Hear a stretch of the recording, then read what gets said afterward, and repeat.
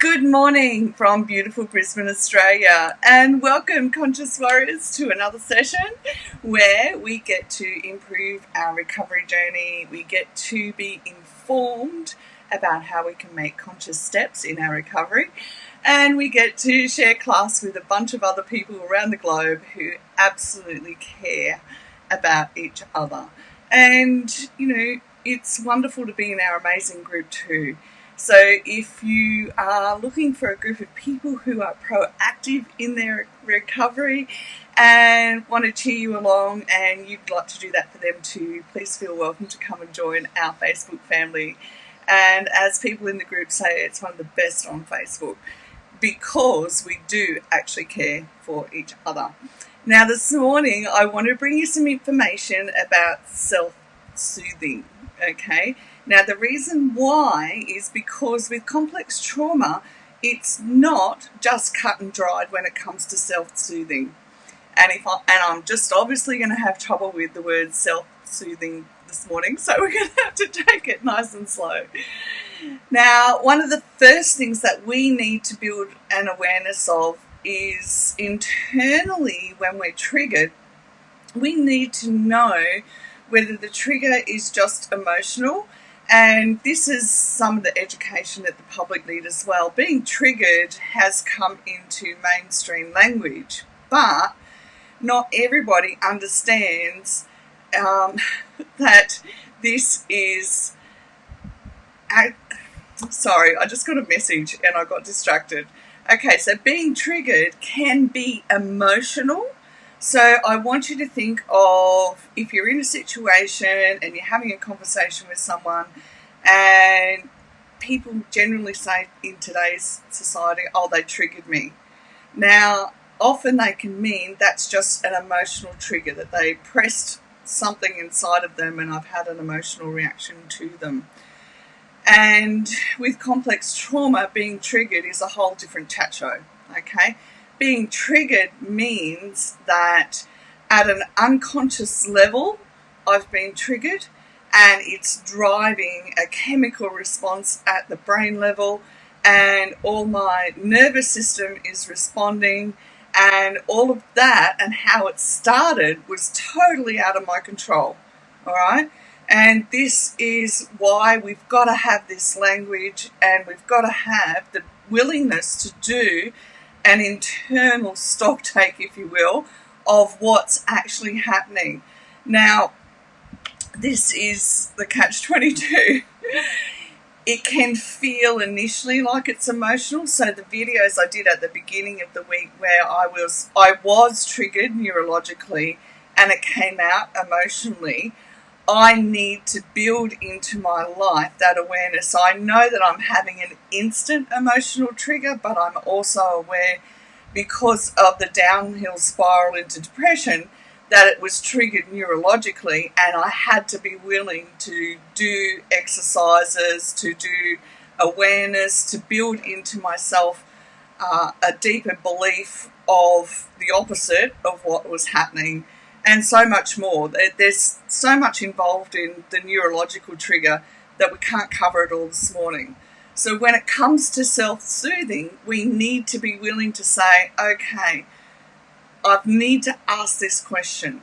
Do I need to self-soothe because it's an emotional trigger, like that person's just pushed my buttons and I'm really ticked off? Or is it a neurological trigger and I need to do some self-soothing in order that I can process the emotions, I can help my physical body overcome the trigger, and I can put into place structure and strategy so that the next time that I'm unconsciously triggered, I won't have such a severe reaction. Now, when we do self-soothing, we need to build a conscious awareness around what we're doing and why we're doing it and how it impacts us internally, because we're building into our day-to-day life, okay?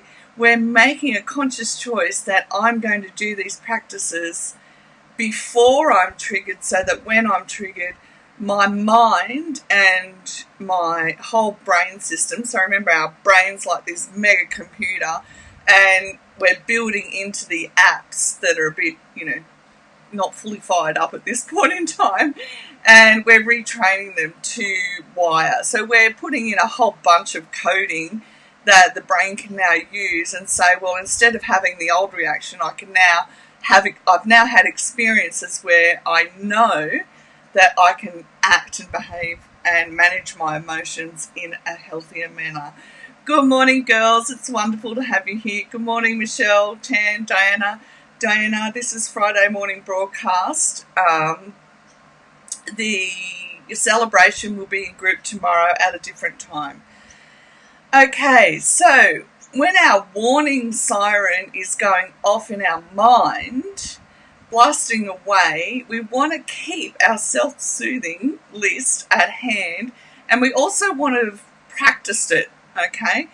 If we practice it in advance, then when the unconscious trigger goes off, we're consciously aware of what we can do. So when I was spoken to in a manner that was less than respectful, I was able to say, no, that's not who I am, and how they've got it is wrong. And I was actually able to speak up.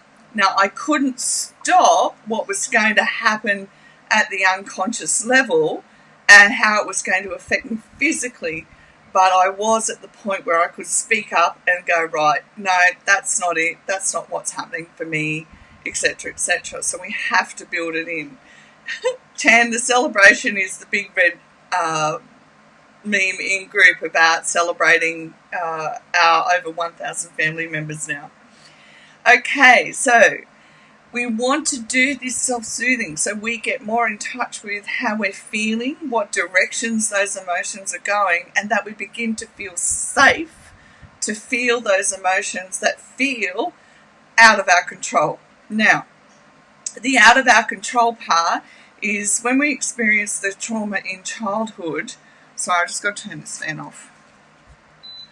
When we experience trauma in childhood at such a young age, our primitive part of our brain got wired in such a manner that when new things happen in our life, that our unconscious automatic response is fear.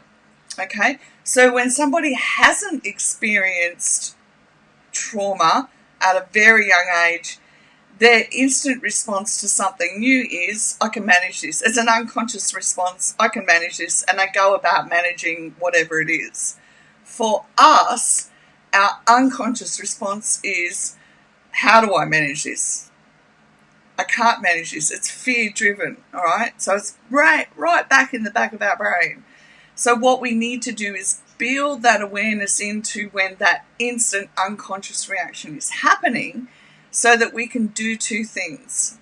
We can say, I am safe, all right, and feel, look around, do your 5 grounding points, and say, I am safe, and I can manage this. So all these emotions will be coming up and at you, and we have to bring ourselves into the current moment and say, I am safe, and I can manage this. Now, this can happen totally out of the blue. So I'd been at the particular gym for over a couple of years, and I'm on a bike, because that's what I do. I go and ride the bike there, and all of a sudden I'm having an anxiety attack out of nowhere. Like nothing out of the ordinary is happening, but this is the thing, without going into the whole neurology of it, the unconscious trigger can go off at the slightest drop of a hat. What then happens is how we manage it is what matters. So I went, okay, obviously I've clicked into hyperarousal, so I won't be breathing. So I build my awareness around my breathing, and I make sure that I'm not unconsciously holding my breath. All right, so build the awareness. Am I holding my breath at this point in time? So, I'm still cycling, but as I'm breathing, I'm building my mind's awareness around the breathing. And I'm saying, I am safe and I can manage this. And I was able to breathe through it and stop the anxiety attack. And then the more that I had that experience of doing that, then I'm going to be able to cut it off. It's like getting a snake and cutting the head off and saying, right, we're done, let's go. And we can do this. Chen says, I feel it in my belly first always. Then use that. Okay, use that information to know that your unconscious trigger's gone off. We may not know why. We may never know why. And we don't need to know why. We just need to know that for whatever reason it's gone off. It's sending all the chemicals through my body, through my nervous system to have this fight, flight, freeze or fawn response to keep me safe. So now I need to choose to manage this. Focus on the breathing, make sure I'm not holding my breath, build my mind's awareness around it, and go, right, let's go from here. Okay, so that's the first thing for complex trauma that we need to do to self-soothe. It's a very conscious choice that we make to start self-soothing in order that, so it's like we the adult go, okay, the unconscious trigger's gone off, now I'm going to choose how I manage this. And are we always successful? No. But the more we do it, the better we get at it, and our brain gets used to being wired in a whole different way. Chen said, is that why your blood feels like ice? Is it the hormone flooding? I haven't heard of it feeling like ice, but everybody's different. So if you can feel it, then yeah, for you, yes, definitely. So there's adrenaline going off, there's cortisol going off, and I just completely forgot the third one that's going off. No, it's not coming to me. So all of that's going so that whatever your response is, so my response was the fawn response, which is complete shutdown. So don't move, act dead, and, hopefully we'll make it through alive. Other people have the freeze response. So I don't know how the freeze response feels, but they're just going, right, stop, look, aware, and, where do I go from here? Once we know what our response is too, we can build that awareness. But if you've got that awareness, then that's awesome. Start using it for your own benefit as well, okay? We need to be consistent. We need to have a commitment, and we need to have a lot of courage to keep building it, because let's face it, when those hormones are going through our entire system, it scares the living, well, I don't know about you, but it scared the living daylights out of me when I realised what was happening. I'm like, oh my goodness. And it's very confusing until we know this is what's happening, and then we go, right, now I can take charge, instead of feeling like I have to be full of fear and wondering why on earth I am full of fear. And it made a whole difference to my recovery, a very big difference to my recovery. So when you feel like internally that the danger signals are going off, get some physical activity happening. So, and that doesn't mean go out and run a marathon, all right? It means move your body. A couple of guys once said in a group, my thought process goes down this rabbit hole. I said, get up and move. Whatever you do when that starts happening, get up and move. Because the minute we move our body, we're engaging the executive functioning, right? So right at the front here, we're engaging that, and we're saying, right, executive functioning, get on board. And when you're moving in an order, then it makes the two parts of your brain that are offline come together. Okay, really, really important that you do this. Okay, so when it feels like a sadness or a hurt, think more about having a soothing cuppa, or go and pat your pet, give them a cuddle, whether they like it or not. Fortunately, my cat never gets enough affection. So, yeah, pat a pet. Bake something that smells delicious. Like when you bake an apple pie and it just smells delicious. So what you're doing is engaging your senses, like touch, taste, smell. Watch the sunset, sight. Listen to meditation music or inspirational songs. So put a song on that you can dance to and get up and move your body. And if you've got kids, do this. Kids love it. One, when you pay them attention, and two, that you're moving with them. Oh my goodness, get up and dance. Rock your body. hug your body and rock. All right, that's very, very soothing. You can put your hand on your heart and just move your body, and that's really soothing for you as well. You know, and if you're like me, let's face it, you can always grab some chocolate to taste. Okay, it's very self-soothing. That's my excuse, and I'm going to stick with it. Go and be with a friend or family member who is safe and soothing, someone that you can sit with and you don't even have to say anything. Just want to sit. Okay? Oh, if you're like me, just ring your girlfriend and go, yakety yak yak yak. I kid. We listen too. But it is important when we've got mental health challenges to say, okay, this is what I need. And, you know, part of the top end of recovery, would you say, later stages of recovery, is recognizing what I need and being willing to say, this is what I need, and are you able to help me meet that need? And being honest about it, all right? Because if we can't be honest, then, well, for me, integrity, honesty are, you know, top of the chain. So you want people around you that you can say, honestly, this is how I'm feeling, but you don't want to abuse that either. You don't want to, you know, fall into a puddle every single time and go, well, you know, this is out of my control, because that's not really the truth. The truth is the unconscious triggers out of your control, but once we can manage it, we can begin to improve it as well. All right, but definitely get your kids on board. My kids are great.